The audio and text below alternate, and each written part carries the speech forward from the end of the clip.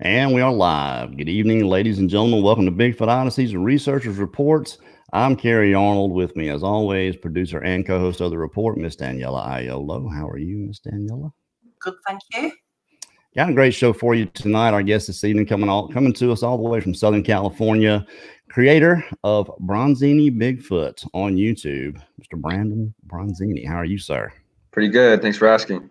Yeah, man, it's good to have you on here. Before we get started, just remind everyone in the chat, keep it clean for us. Y'all be nice to each other, no arguing back and forth. And, I saw a comment someone made that we were going to eat you up. Bigfoot, boy, Gary's going to eat you alive. And, and I don't think I've ever eaten anybody up. Someone said, Callie and I are actually good friends. We text all the time. We were always pretty tight. Aside from the misunderstanding that we got straightened out. So people need to keep up. That's right. Keep up, guys. Callie, Mark Abel, we're all good. So I don't know where people were getting that from, but that's beside the point. Let's get into some Bigfoot stuff, some Southern California Bigfoot stuff.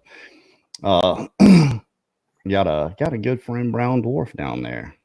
Yes, sir. In that area, doing some research. So you're a young guy. I haven't gotten to watch a whole lot of your YouTube channel yet, but I'm going to get into some of it. Tell us how this got started, man. How did you start looking for Bigfoot? Well, I'm only 22, so I'm not actually a native from Southern California. I grew up in kids older than you. Southern Oregon, and you always heard about the Pacific Northwest and all that good stuff, and that's where they only are in North America back then. But I can surely tell you that they're everywhere, and I think all of us know that as well. And the whole Bigfoot topic kind of died off for me around like 2011, 2012, and I found Mark Abel's channel, Colorado Bigfoot, and seeing all his structures and stuff. It kind of brought me back. Like I'd never seen something like that, so seeing that and studying up on it for about 2 years, and then putting it to the test in my areas over here and seeing it for myself blew my mind. So I thought that was really cool. Yeah, Mark and Kelly they're doing it justice there in Colorado. they've got it covered. They do some really good stuff, and that's Colorado Bigfoot and Colorado Forest Beings. For those of you that haven't gone and checked out those channels, so you're in it. Do you go by yourself? I go by myself, probably about 60% of the time, and then I have my girlfriend Lori who comes with me sometimes, but gotcha. mostly by myself. So how does she feel about this? Is she getting nervous about it? I wouldn't say she's nervous. She actually got nervous this last time we went out at night. We were seeing this ground glyph, and there was this loud noise right behind us, right as I was going to touch this fork branch that was part of it, and it was very loud. And we were actually talking, and it was louder than us, like talking. And she's like, "I'm out." I was like, "Don't run, don't run." I look behind us. There's no mountain lions, no bears, no nothing behind us. So it kind of was like, okay, what was that? And then just got back to the car and headed out. That's one of those things that people, I guess a lot of people don't look at. Bigfoot researchers, you have to discern from, the normal fauna in the area that there could be mountain lions, bears, other dangerous animals in places, especially where you are. That you have to kind of make distinctions and decide whether it's noteworthy, worth looking into or not. And that's just one of those things that that you have to have in the back of your mind. I mean, even as a hunter, you have that in the back of your mind. That there are things out here, we think we're the apex, but we're really not. We have guns that kind of tip the balance, but for the most part, something can sneak up on you and get you that's not a Bigfoot, and they won't be nice to you. So tell us, man, have you had any experiences yet? What is your level of experience with this creature? I've had five encounters. My first one was down towards the San Diego area. Most people would think San Diego, oh, what, the city?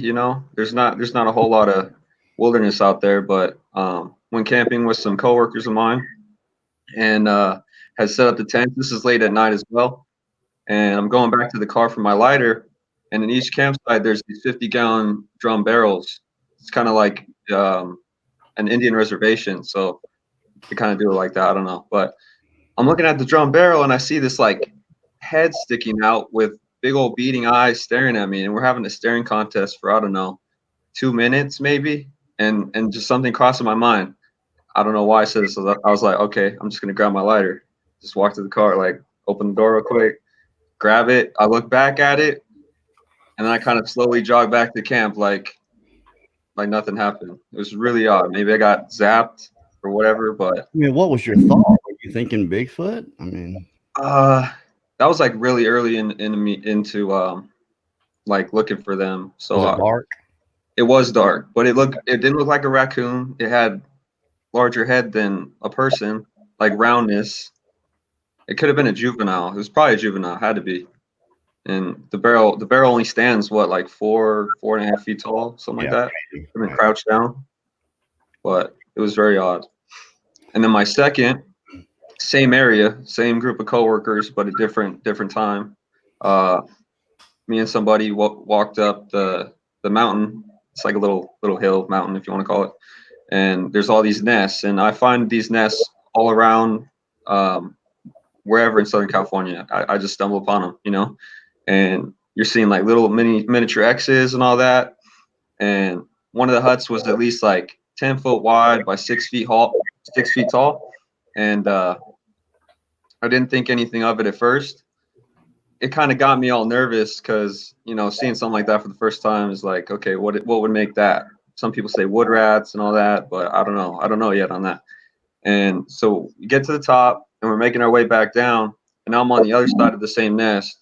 And I'm looking at it take 5 steps down and look back at it. There's like a head hole. So someone's wearing like a hooded sweatshirt, like a hoodie. Just imagine a black face, like the blackest material on earth, you know, and it's grinning at me. So all I see is like from down here, just like its teeth going like this, like, and I'm like, okay. I say to the person that came with me, I was like, don't look at it. I don't know why I'd say that. And we just slowly walk down the hill, right? It's crazy. And third time, I was with my best friend from high school. He doesn't really believe in Bigfoot, so it kind of made the whole trip, you know, a little bit different.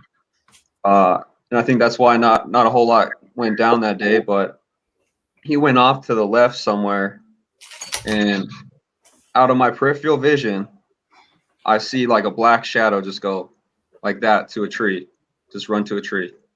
And I looked and nothing was there. You know, that was pretty weird. The fourth was I actually saw the Sasquatch. So I was underneath some rocks because they pile up rocks and stuff. And there was like a window looking thing. So I'm zooming out of it with my camera. I caught something peering out from behind a tree, and I get out of the rocks. I have my camera down, and I get to this ridge line, and right below it, I don't know, about 40 yards down, there's this brown cinnamon colored being, right? I didn't see it very well because it's moving very fast, but it's very loud. So it went down and to the right near some bushes. And if it was a deer or something, which I've only seen a live deer, like I heard a deer once, and that was like a couple weeks ago with Lori. And you know, deer would keep going. You keep hearing it off in the distance, like prancing along. But this was very loud, and it just stopped and was gone.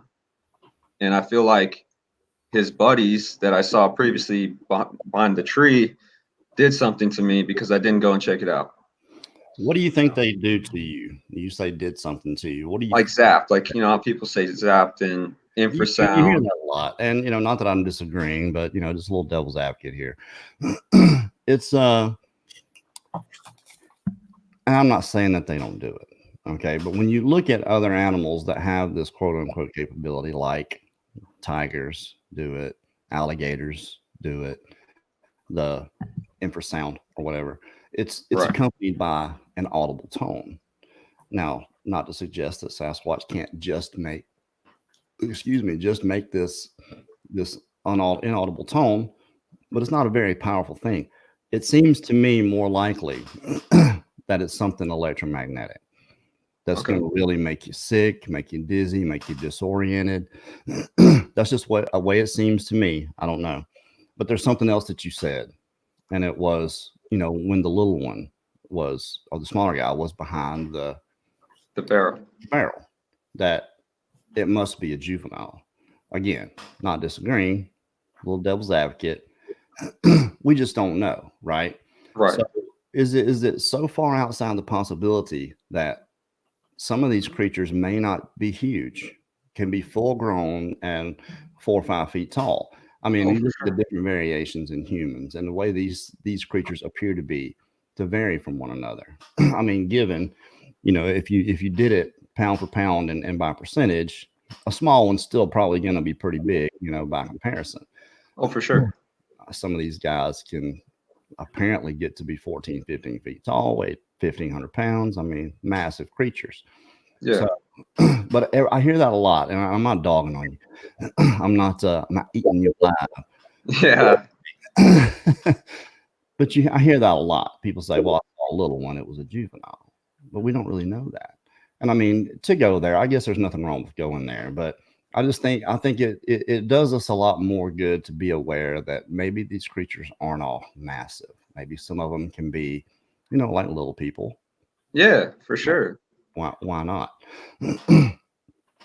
But Uh, you've had a lot of experience. And how long have you been doing this? in May, I'd be doing this for a year. 1 year, and you've had a Yep. ton of experiences. And you know why you're having these experiences? Might be because I'm young. I don't know. Because you're out there. You're not That's sitting true. on the couch watching us do this, this talk show. So for what it's worth, there's a fly that has been driving me nuts. I swear he's he's been in here since June, and I just can't get him. It's a little bitty tiny fly, and so if you see me punching the screen, that's what it is. He's aggravating me to death. Since you brought up that little people thing and if it was a juvenile or not, I was gonna get to something like that. When people ask me about Bigfoot, I say, hold up, it's not just Bigfoot out there. Like Callie's channel, forest beings. That's a very good term to use because I don't think it's just Bigfoot out there. There's probably, hundreds of different things out there that we haven't found like that. That have to do with them, you I would know? have to agree, and that some of these creatures that people come across, and Bigfoot always gets blamed. And Yeah. and the term Bigfoot's really getting old. It's Yes, a sir. term that was coined back in what, 1958, and the Bigfoot, even the word Sasquatch, it has such a stigma on it that every time you say it, it's automatically scoffed at. It's not given a lot of serious attention or credibility. And with belief, belief is a very powerful inception. Uh, Yep. and it can really aggravate people when you try to change things up. But I'm going to start calling them something else. I think, Mark Zasky calls them bush Indians. I'm thinking bush native. You know, this is an actual creature here. To call it Bigfoots, to me, it's getting to be novel, and Right. we need to change it. So you guys might open the channel and see bush native Odyssey before too long. Let me tell you about my fifth encounter. Come on, bring it. We got, So, we got an hour to fill, so just remember all that. right, no problem. So I was near. It's not in the city, but it's up in the mountains, and it's near a town, right? And so I was doing a little bit of research, and this was on a weekday. I just decided to go. So maybe these things don't expect people to be out in the woods on a weekday. So that's a good note to put. So I get there. I'm walking straight downhill, and I get to this stump, and I'm filming, and I look over my left, and I think, well, I'm not sure if he spooked me. No, he definitely spooked me, but I'm not sure if I spooked it. It's chilling inside a stump. It's a small being. I'm not going to call it a Sasquatch. I'm not going to call it, little juvenile. It's a forest being this time. And I'm just sitting there like, really? He's just right there. So I turn off the camera after I recorded it. Like you could see it from afar. One of the people in my community on Facebook caught a really good still of it. Um, but I went on with my day and recorded all the structures, came back, it was still there. So I just sat down and was trying to talk to this thing. My son crazy, call me crazy, It obviously wasn't communicating back with me, but good things to note were 3 knocks on the left were heard, and then very, very quiet, because they're like forest ninjas out here. They're very silent. They don't whistle. They don't, do much. And then 3 knocks on the right. And I look over at this being in the stump. He takes his little fingers. You can just see the tips. They kind of go like this, like just the tips, black, like complete blackness, in color, and shakes the little X right there, disappears right in front of my eyes. And I look inside the hole, nothing's there. Wow. That was pretty wild. So I'm gonna let Daniela dig into that. All right. I've just got one more thing before she takes over and tears you up. Fear. That's a real thing. Affects us all. Have you felt that very much being out there, knowing those creatures are around? How does it make you feel? You ever get scared? I wouldn't say I've been scared, but there's been, like, in that forest where I saw that one, it just gives me that creepy feeling. And the structures themselves, they're different. It's the same signs, but it's how they do it. It's like, like I tell this to the people on my live chats, if someone just writes regular, like an H, and then someone goes in and writes in cursive and writes an H, it means the same thing, but it's a little bit different, So, and being covered in flies and gnats in that area kind of, adds on to the ambience or whatever, feeling like that. Let's go back to your second encounter, the thing that you saw from what did you feel anything coming off that? Well, the person that I was with said my face got drained of all the color I had, and it looked like I was staring at a ghost. So that was good to note. But I guess it shocked me because I didn't expect to see that right there. So that goes hand in hand. But I still wasn't scared, like, I don't know, something to this day, I remember it like if I was there yesterday, like, that's how you know things are real. When you can go 5 years later and remember that same incident as it just happened yesterday, Yeah, definitely. So that feedback. I don't know what that is. So have you done any kind of gifting or anything like that? I have, yes. I've gifted several sets of marbles. Every time I put them out there, they're gone, either 2, 3, I learned that from Mike Patterson, Ontario Sasquatch. That's right. Just, marbles are here and there. You can get them real easy. So one set was at the same spot I found that little guy in the stump, and I came back and I got led to this thing behind me, which, if you guys want to take a look at, it's almost like a staff or something, right? Like, it doesn't look natural at all. So I saw this thing shoved in the ground, right? I left it the first day I found it. I was like, "Are you I'm not sure if they want to take it." And then someone said they found something similar from them. And so I came back, pulled it out of the ground. This thing was literally 8 feet tall, right? And I was like, "There's no way I can fit this in my car." So I actually had to take my little hatchet, cut 2 feet off of it, off the bottom, and put it in my car. So I thought that was interesting to note that how tall it was, And we don't have tornadoes, we don't have hurricanes, we have earthquakes, we have lightning strikes, but lightning isn't going to create that. No way. And lightning's not going to shove a stick in the ground either, So I just thought that was pretty crazy. What is it? Can you bring it a bit closer? Is it just? Yeah, I can show you guys.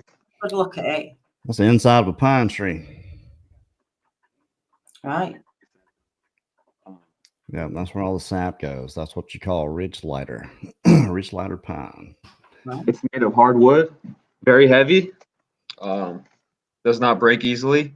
Took me like, I don't know, 3 minutes just to cut that little end off the bottom. But I thought that was pretty cool. Oh. Should we have a look at some of your other the structures? Well, this one, I like this one. Yeah, that's one of my favorite ones that I found so far. That's actually in one of the videos I took recently called The Hidden Jungle. And it's a lower elevation area, which really surprised me. Very, like, towards the bottom of the area, it's very commonly trafficked by people. Just chilling by like a local river and stuff, kicking back. They wouldn't climb up this ridge line or the hillside, sorry, and make this. I'm not even sure where the beings got those trees to begin with. And Aspen tree. yeah, almost. Made a nice little hashtag for you. Yeah, that's right. Pound sign when I was growing up. I don't know how it got turned into hashtag. Yeah, either one. I mean the same thing. I actually love this photo. I think it's an amazing picture. Oh yeah, that's a hut that I found. I actually ran across a guy named Angela Sasquatch. He finds a lot of huts down here in SoCal, and we got together and he showed me, a little bit how to find those, and I stumbled upon some of my own, and this is like a Sasquatch condo, if you want to call that. When I see things, the only thing to me is you cannot remove fully the human element.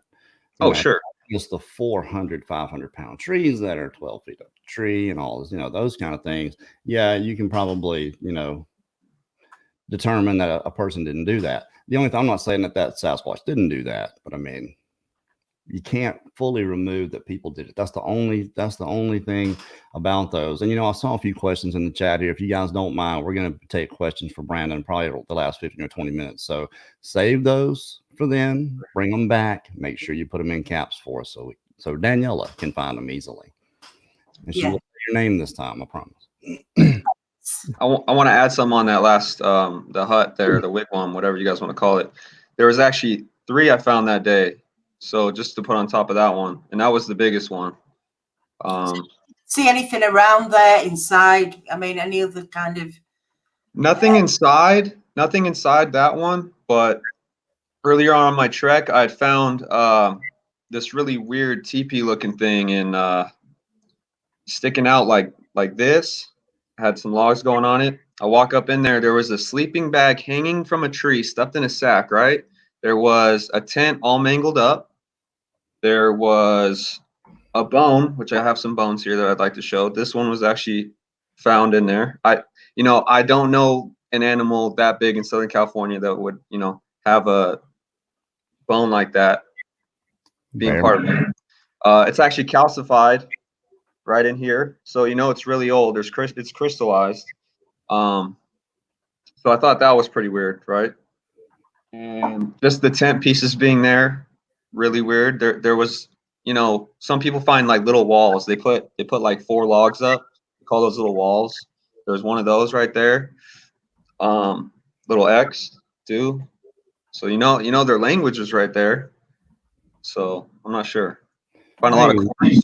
We got a $10 super chat from our good friend Mr. Mark Abel there at Colorado Bigfoot. Thank you very much, sir. We appreciate that's what's up. No question in there, but thank you for that, man. We appreciate you. What about prints? Prints? Oh hell yeah! I found a bunch. I think I sent you a really good print. I don't know if you saved that, but you can see the toe. Yeah, look at those toes, guys. Look at those toes right there. And I wear a 14, and that's not very common. And that dwarfed my foot. Yeah. That's a print I dog myself on every day that I did not cast. How? I mean, yeah, no, that's beautiful. I mean, how big would you say that is? That's probably a 19-incher, but really wide, probably about, I don't know, 6, 7 inches wide. Yeah, that's definitely outside human range right there. Oh, and that's the thing. When you find things like that around the area where you find the little huts and stuff built, then you can kind of start removing the human element a little bit. We were talking about the big 4 or 5, the stuff like Mark Abel and Callie get there in Colorado, the huge trees that are just, there's no possible way a person can do that.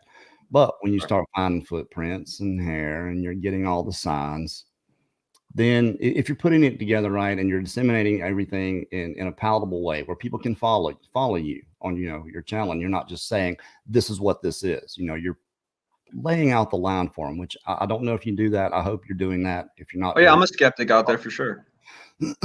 Yeah, well, I mean, that's a certain level of skepticism is healthy, for sure. And then again, it can be a detriment. Okay, I'll shut up now. Sorry. Another thing that I find out there in the field all the time, whenever I find a wallow, I'm going to say 90% are Mylar balloons.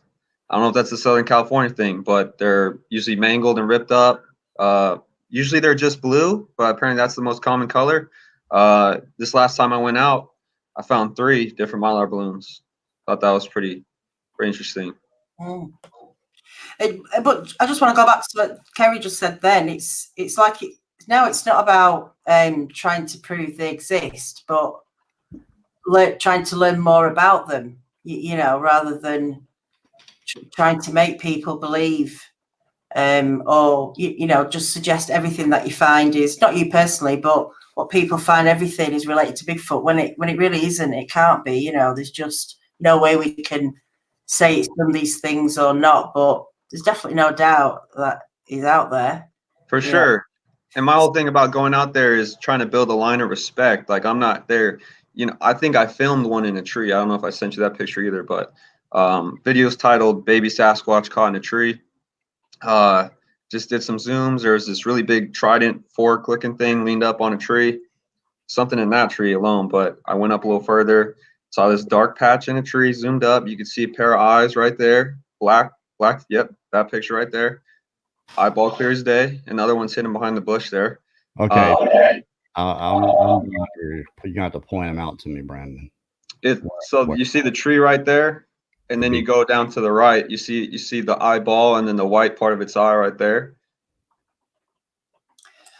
Okay, I think I see what you're looking at right there. You lose a lot though in when you're blowing them up and putting them on a bigger screen. Yeah, it might distort it.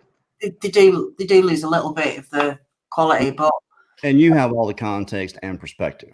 So when you're showing something like that, you know, we have no, you know, context or perspective of how big anything is or how close up or anything like that. So exactly. And the point I want to make on that is that, you know, I was zooming in on it, and my whole thing is about respect. And there's people commenting like, "Oh man, you should have stayed there for like 30 minutes, seeing if it blink." I was like, you know, it doesn't have to blink. You know, it doesn't want to give away that it's already been found. You know, they're not stupid, that's for sure.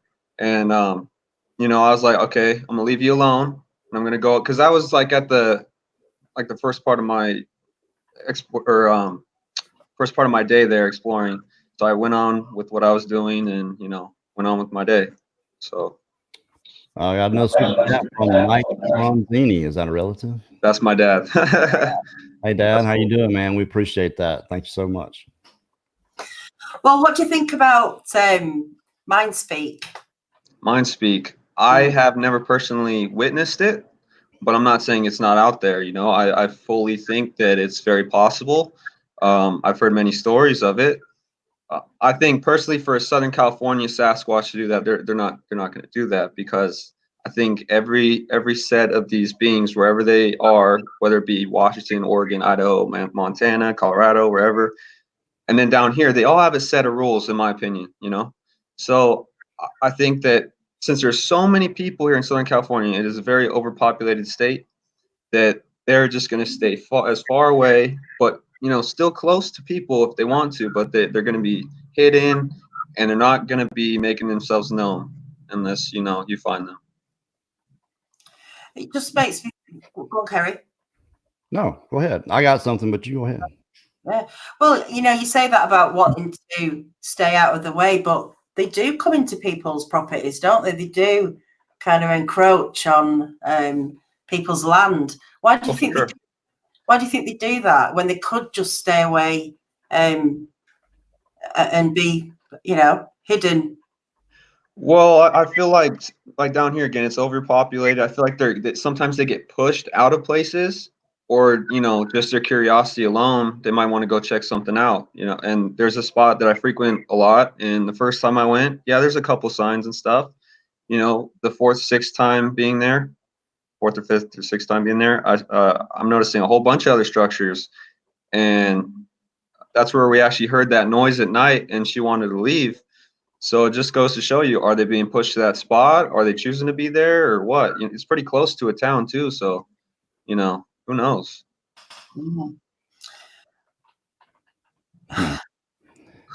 No, Johnny, I'm being terrible. I did have this. You do this the majority of the time by yourself. You take your girlfriend with you. Yes, Is sir. there, without giving away too much, or you can give away whatever you want. Do you have a particular strategy that you employ? Do you have a plan? Is there an end game? What's or are you just out there just learning? I mean, do you have a plan here? Well, I studied up on video for about 2 years, learning the structures and all that. And then sometimes I use, some maps and stuff to look at. And other times I just go by what's the word? Instinct? Just instinct, yeah, instinct, or just being drawn in there, I guess, if you can call it. Intuition, right? Is that the word?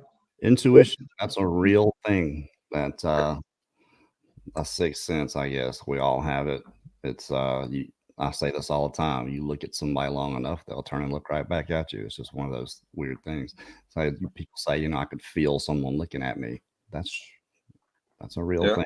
Intuition's a real thing. Learning to listen to it and follow it, that's the hard part. Right. Anybody. So, for you to say that and do that, that's impressive to me. But you essentially go out with a camera, you do the gifts, and you're just documenting. Yes, sir. And another interesting fact I want to point out, I've been told through my family history that I'm actually related to Leif Erikson, the great Viking. And he actually had the first written account of a Sasquatch. They call it a shell ring back in 986 AD, for those of you that want to know. Sure did. Landed had actually written about it. Yeah. Leif, he wasn't, I'm Scandinavian also, and Native American. He wrote about it, and he wasn't known for writing a bunch of BS about anything, and wrote the hairy black-eyed giants. And I think back then, before guns ever came along, I think they had a lot more close interaction with us. Oh, for sure. I think guns probably changed that. This is what I think. I could be 1,000% wrong.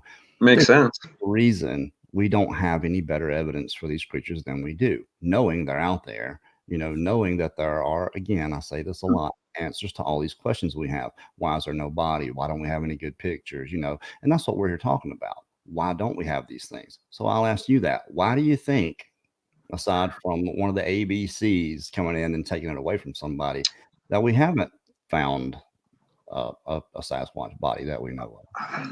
They could bury them, That's the answer. I mean, we bury our bodies. It's not that hard to figure out to, move some dirt and put something in it.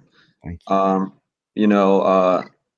I've heard something about them having technology, like some sort of technology or technical advances that, not about the bodies being found, but just, them not getting clear photos of stuff. They could, who knows, it's a bunch of questions and theories. EMF, electromagnetic frequency, it messes up all kind of stuff. That's right. And my whole thing is about the body is just look at the nature of this creature, this apparent, sentient being with super intelligence that apparently does nothing more than want to remain hidden. These creatures hide even in the dark. They're hiding all the time. Why would they leave one of their dead around for us to find if they're trying to stay, hidden? Exactly. They wouldn't. So yeah, like I said, answers to these questions. I just kind of wanted your take on that. Oh, for sure.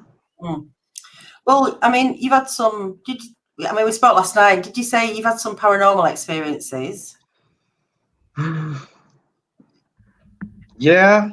That you want to share, obviously. I actually started out by going and looking for spirits and ghosts, and found out, that really does exist, and then seeing the whole Bigfoot phenomena from a different angle, and hearing people talk about, it, disappearing, and actually seeing it for myself, just disappear. And the whole, you can't capture it on film, sometimes HD, but it's there sometimes, but just not HD.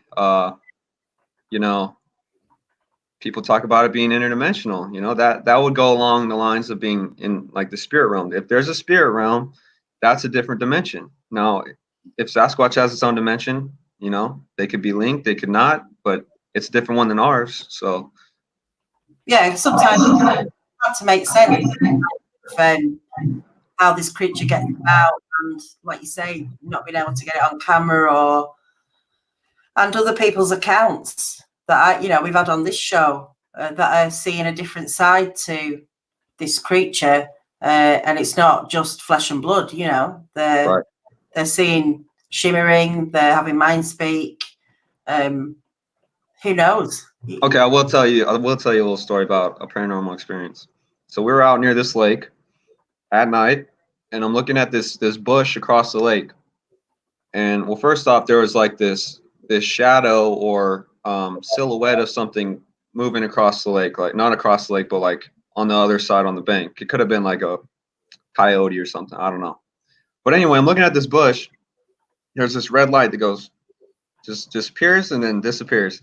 And the buddy I was with, another researcher, says, "Dude, I'm getting zapped right now." I'm like, "What? I'm not zapped."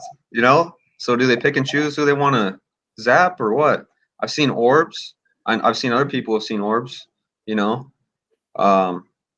Like you'll just be walking through the woods at night and you'll just see it go and then disappear. I don't know, but I think it does it. It's legit. Certainly, wouldn't it? If this creature was interdimensional, I think your microphone might be too close, maybe, Daniela. I don't know. I'm using my webcam. Oh, are you? Okay. Well, it goes away immediately. So, but it would explain a lot. If this creature is interdimensional, if it does these things, if it jumps portals and disappears, and it explains a lot. It really does. It's for me personally, I have to take that naturalistic aspect of it as far as I can go. When I can't get any farther, and there's evidence, that shows that yes, this creature is doing something, I want to see it. I've seen some stuff that's that you want to take a second look at, but I mean, I just haven't seen the hard stuff that's going to convince me fully that that's what this creature's doing. Something's going on.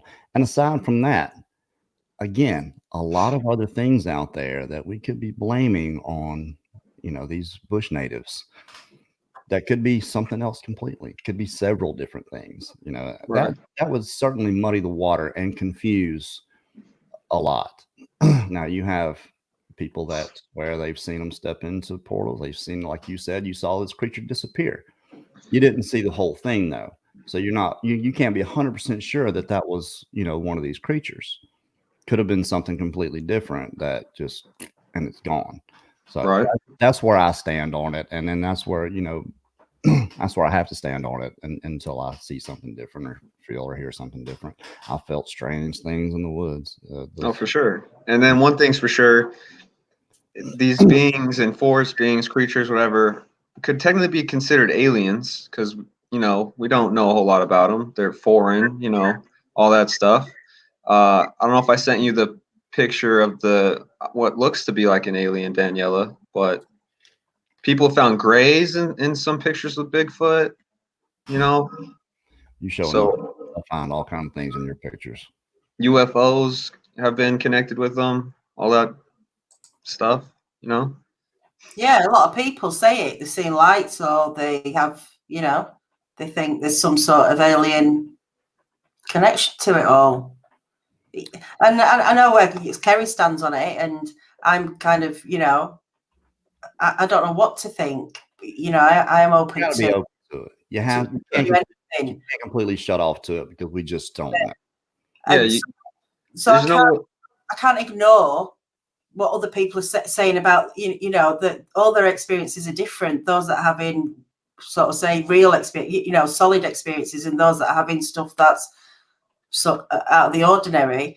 I can't ignore what they're saying because I have to, if you believe in one, you have to believe the others, or at least appreciate what they're saying. That whatever they're experiencing it.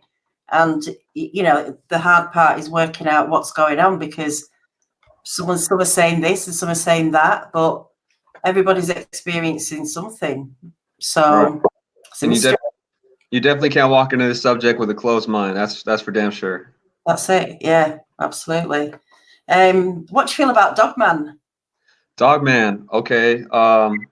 I feel like it's another version of Sasquatch. I don't think it's its own thing. You know, they're all forest beings, like I said.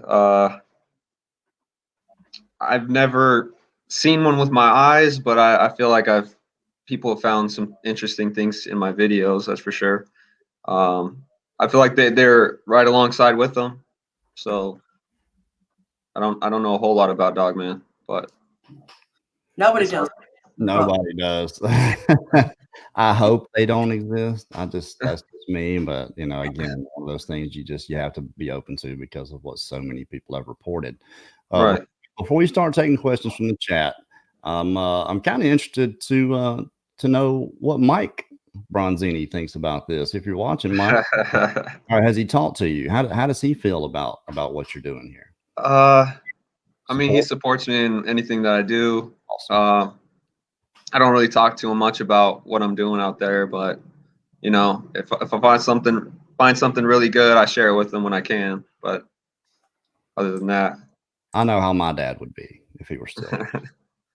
And he would give me full HE double hockey sticks because he grew up in the woods. You know, I grew up in the woods. He's never experienced anything. Or never told me anyway. I could be completely wrong, but he never gave me any indication that that's something I should be looking out for. And he really taught me a lot, and that just wasn't one of them. So he was. right.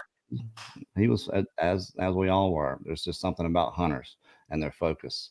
It's always pinpoint one thing. Everything else you're just not worried about.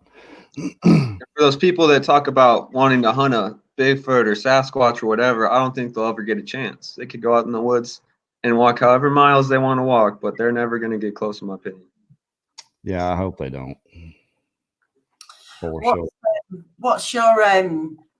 What's your plan? What are you wanting to achieve with this, or get to? What kind of, you know?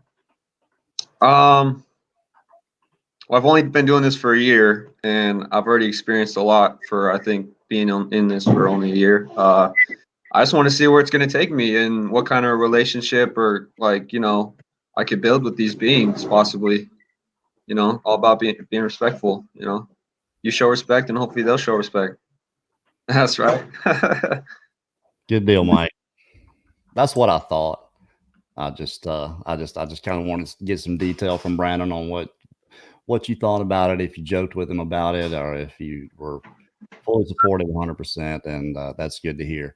How much have you prepared yourself for success?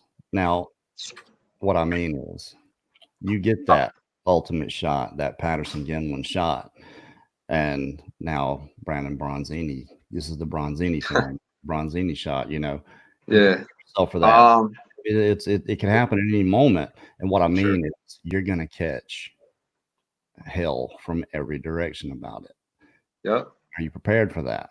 Yeah, like I said, that baby Sasquatch caught in a tree, you know, has gotten a lot of hate, but it's also gotten a lot of love, more love than hate, and it's really cool seeing, you know, on the thumbs up part of it. I think there's like 1,100 something thumbs up versus 400 thumbs down, you know. So I'm just riding the wave and seeing where it takes me. Man, that's awesome. Well, we got some questions over here. I think you kind of said you'd done some. Oh, sorry. Andy, gone fishing. Do you think these things have webbed feet? I think that it's very possible, especially down in, you know, like Louisiana and all that, where they got to walk through swamps and stuff. You know, they could really be anywhere with webbed feet. There could be distortions or whatever, you know. It's actually a really good question. You really don't see a lot of that in tracks, though. You know, even down here when you get them in perfect mud, to me, I haven't seen any indication that the feet would be webbed at all. You know, even though, you know, the substrate is going to determine the track. You know, right? A track. You look at a 100 trackway, and they're going to look different. Some are going to look flat. Some are going to look like they have an arch. We've seen them. In South Florida, where we've seen a lot of these trackways and just strange, bizarre shaped feet. I haven't seen anything webbed, though. Not saying they don't. Just I was actually in Colorado earlier. Oh wait, never mind. Oh, Go on. I was gonna say I was actually in Colorado earlier this year with Mark Abel, Colorado Bigfoot, and we stumbled upon this track that looked like, I was like, that looks like a raptor's foot, you know, like the dinosaur. Could it be reptilian? You know, people talk about reptilians being out there. Yeah. Yeah, reptilian out there. Absolutely. Peter says, do you do any knocks, howls, etc. to get responses? I have done a couple rock clacks here and there, no responses, but that's as expected down here in Southern California. They're forest ninjas. They're very silent and they just go on with about what they're doing. And even though you're there, you're pretty much not going to hear them. I've heard a couple tree knocks, yes, but that was because I was sitting next to a forest being, and they're probably communicating like, "Don't talk to this guy," and go away. You know. He knows we're here. You know, that's one thing about the South and being in this area that you hear a lot of is until I became aware, that's when the action started happening. So, you know, to me, I think they watch us closely enough. Once they know that you know, then they're gonna really start. And it could be, like I said, different there because maybe there's a lot less places to hide. Maybe they can sit back 300 yards and watch you instead of having to be really close and watch you. But that does appear to be, you know, because we've heard it so many times that until I became aware, that's when they started throwing rocks and, you know, slapping the house and really interacting directly, you know, instead of, you know, this oblate back and forth deal. I have had a rock being thrown near me. They don't ever throw it at you. I feel like, you know, just to get your attention, like, oh, you're getting too close to something. Turned around, nothing was there. So, you know, rocks don't fall out of the sky unless we're talking meteorites. But that rock was, you know, would have burned up in the atmosphere. Sure. You gotta have a thumb to throw anything like that. Sorry, Kerry. Oh, I'm sorry. That's Steve Landry, I do believe. Oh, Mid South. Did you ever go back and get that rock on the live stream? I don't think so. I'm not sure which rock he's talking about. Apparently, there was a rock maybe that came in on a live stream that you might have on one of your live streams. Maybe. Apparently, Steve was in. Suzanne Page, what is your take on leaving gifts? Leaving gifts. I feel like it's honestly important, you know, to build that boundary of like, okay, you know of us, and you know, you're there showing them that, okay, you're a good person. You're here giving them something and showing your appreciation and that you found them and that you know they exist. Kind of. I think it's important. Okay. Why,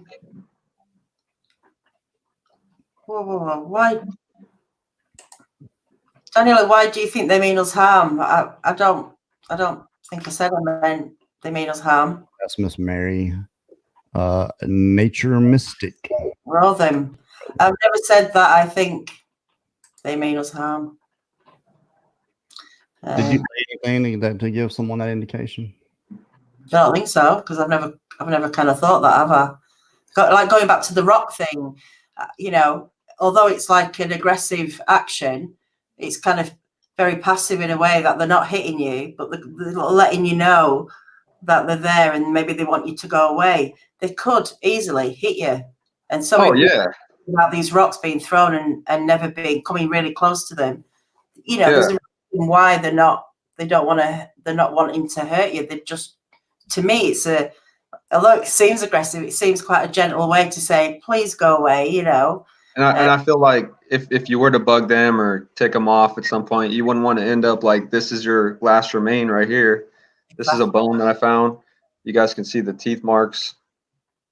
Oh, yeah. But, you know, what's going to gnaw on a bone besides like a dog? I mean, a dog could probably do that, but, you know, not much. There's really, really small insects that will eventually eat down bone. You know, it will eventually be eaten. Everything. What did Thomas Seward say? Everything comes out as poop. Yeah. And they talk about them eating the bone marrow. There's nothing left in that one. That'll be gone. You see some teeth scrapes right there. I don't think that would last very long anyway, Brandon. Even if it did have it in there, you know, most carnivores, they're gonna have sharper teeth, you know, until when it's a fine abrasion or if it's, you know, something with blocky, you know, broad teeth. And, you know, according to a lot of the experts that I hear from, Sasquatch doesn't eat meat. And I say that a lot. And I just have to dog. I got a dog on this guy. I love him to death, but man, he just aggravates me so much. How do you know these creatures don't eat meat? That's just I'm sure some of them do. That's just one of those things nobody can possibly know. I'm sorry. Yeah. Can't tell me how you know that. Filming them for 30 years, not eating meat and not showing us, you know how I feel about you. So, well, we got some more questions going on here. Looking through. Yes, I think we are misinterpreting the rock throwing. And Fredo agreed with me, so sometimes I get it right. Well, you are, so we kind of give you a little bit of, you know, I love you. What else? I'm just sorry. They're all going so fast tonight. Yeah, it's kind of just brief questions either. Got a pretty decent crowd here. Well, Brantley, in the Book of Enoch, if true, and I think it was, they bury their dead and pull up a tree and plant it on top of the grave so it can't be found, but I don't know. That makes a ton of sense to me. Yeah, it does. And the tree thing, you know, one way or the other, I don't know. Me personally, I believe that there's enough of a disconnect with these creatures across the country in the lower 48. Look at the different Native American tribes. If you can make this correlation, okay, 18 million, as many as 18 million at one time, Native Americans living off the land in this country, 30 major tribes, over 400 different offshoots, all with different language, different dialect. I'm sure some words were the same, but they all spoke differently. They all had different ways, different rules for the tribe. I don't think these creatures would be much different as being part of a society.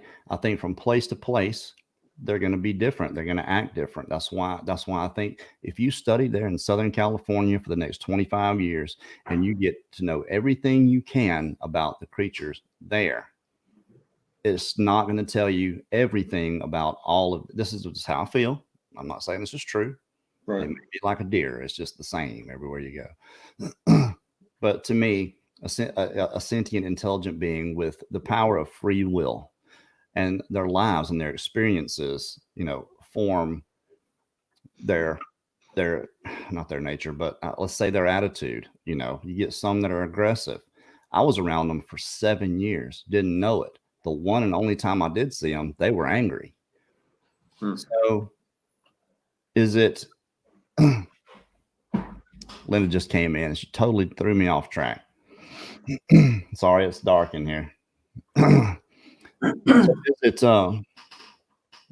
Is it so hard to believe? Is it that far-fetched to think that these creatures are different from each other in different places? They behave differently. They act differently. Some are really nice to us. Some are really hateful towards us. Some are completely indifferent. And probably, I mean, a real palpable indifference, like just don't want to have anything to do with us at all. Leave us alone. Act like we're not here. For the most part, I think they watch us. I think they sit on the periphery and watch every single thing we do. And for sure. If they consider us a threat, that's a smart thing. Right. And I think it goes back to the set of rules thing. You know, we got rules and stuff, and I'm sure they do too. And I think that it does matter where they are. I've heard that they're a lot more friendly up in Idaho from a buddy down here that goes up there and looks for them. Colorado, they whistle. We got whistles when I was with Mark. I've only heard one whistle down here, and I was blown away by that. I've been trying to get them to whistle back to me for this whole year I've been doing it. But I just think it matters about how much real estate they have to work with and all that. Could be as simple as them knowing that they're over there now and they don't want to give themselves away. Could be just that. Hey, this guy knows we're here. We need to shut up. Miss Marianne, what would you do if you came across an aggressive Bigfoot? Are you prepared? You got a weapon? You take a gun? I do take a gun. I have a little 380 pistol, and I got my K-bar. If one came at me like that, you know, I try to stand my ground. first instinct would not be to shoot this thing. You know, that's because if I did that, I probably wouldn't be around right now to do this live chat, because another one would get me. No, I just try to say, like, brother, good human, you know, respect, like, you know, positive, encouraging words, and start with that. That's something, isn't it? You know, at least you. I just imagine when it comes to that time, you're going to be petrified. Anybody's going to be petrified. I'm hoping no one's ever got to that point where they've never, have they? I mean, we've heard stories, haven't they? People saying they've shot at them, but Yeah. That's extreme, I think. No one's ever brought one down, though. No. That we know of. Yeah. I think those people don't make it out of the woods. Anybody that shoots them or shoots at them, I think they don't live to tell about it. Every hunter you ever heard of that disappeared without a trace. Yeah, Right. I think some of those possibly shot at this creature. But you have to look at it from their perspective as much as we possibly can.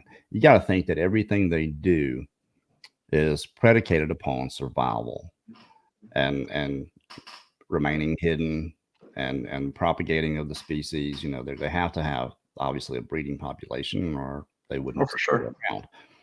So, and I think they know that we're afraid of them, and if they show their face to us, it's liable to get shot off if there's a gun. I don't think you carry a gun for Bigfoot, do you? No, I just carry a gun for, you know, personal protection, and, you know, we've seen 2 snakes now, rattlesnakes. A couple weeks back, we were about a foot away from a little rattler. We're trying to get down to a cave, and they ruined the whole trip right there. Close call. That's a trip in the helicopter right there. Yeah. I'll give you one piece of advice when you go out there. I don't know if you carry an iPhone, or cell phone. Is it an iPhone? You carry an iPhone with you? Samsung. Either way, you got Google Maps. You can always, you know, your coordinates. You just hit that little blue dot, scroll down. Your coordinates are right there. If you're ever in a situation, you got to call a helicopter to give them your coordinates.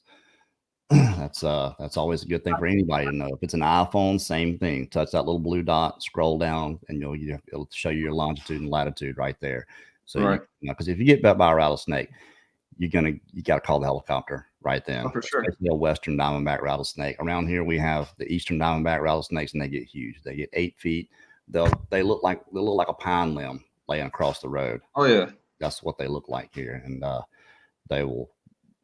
It's such a bad bite. It just destroys the tissue. I mean, I've got friends got bit on the leg going to get in his mailbox, and half of his calf is gone. Just because what the venom did to his muscle just completely broke it down. It's a terrible, terrible thing. It's, to me, the worst bite you can get is a rattlesnake. So absolutely take a gun. If I ever see it, I usually let the snakes go, except a rattlesnake. I'll take them out. Sorry. I wanted to talk about like possible energy that they use. I've seen many quartz rocks being set out. One looked like a little snake on a rock. They put like 6 pieces and they laid them out. Pretty sure that's them. You know, people. You know, there's people that know their stones, and if you leave a stone out in the full moonlight or the sunlight, it charges them. Show you this piece of quartz, for instance, looks like a spearhead. You know, if you rubbed another rock on this, you could see sparks. Mm-hmm. So there's energy inside quartz. So if somehow they can use that and build some energy off that or something, if someone actually came up with a way to put this in their house, you'd have free energy, you know. So yeah, I'm not sure how that works. I don't know. You know, the whole friction thing, you know, in creating the sparks. I don't know if that's inside there or if that's created from the friction. But the thing about crystals and white quartz crystals is the way it aligns energy.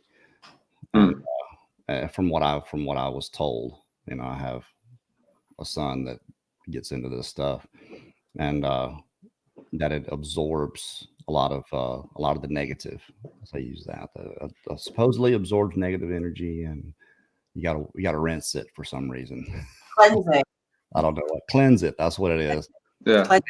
I'm ignorant to a lot of things, but yeah, you could start a fire with that thing. Absolutely. But hey, we're getting close to the end of the show here. One last question, actually. Okay, Sorry. let's get the last one, and then we'll do some get Well, out of here announcements. It's about the structures. Do you keep an eye on them and see if anything changes with them? I know I do. Colorado Bigfoot sees those huge, massive ones. Yeah. I'll admit I don't follow him enough to know if he's studied them and do they change? Do they alter?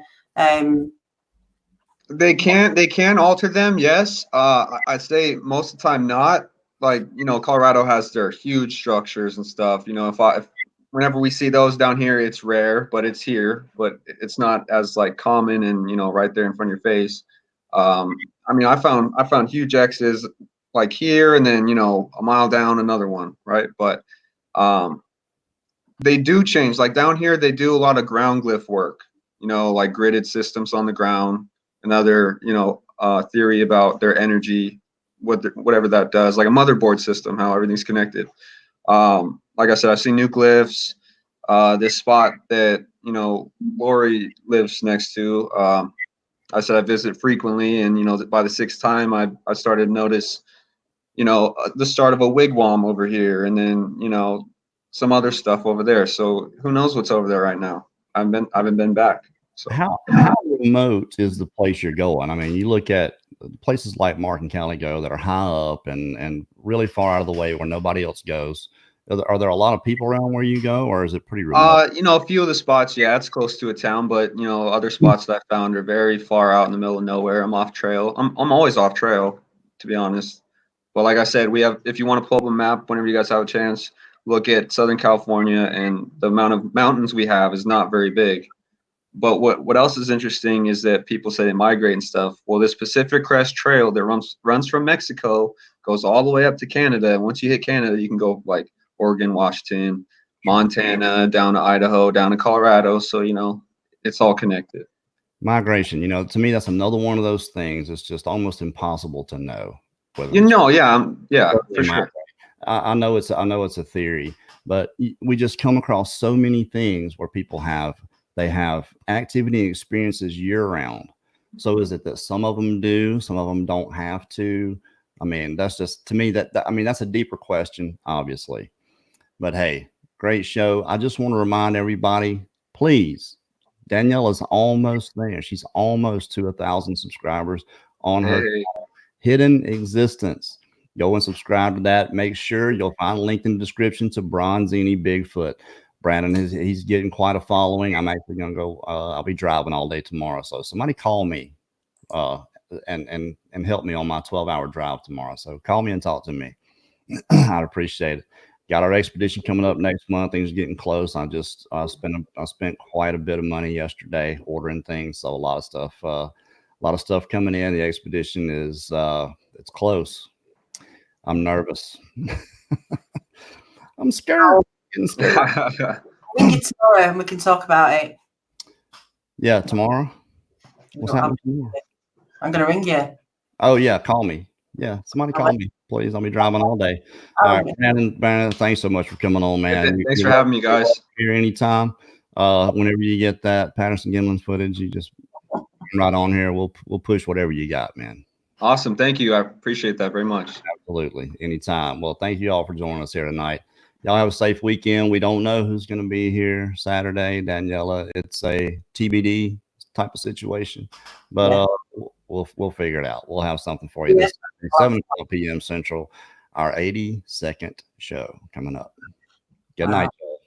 Good night.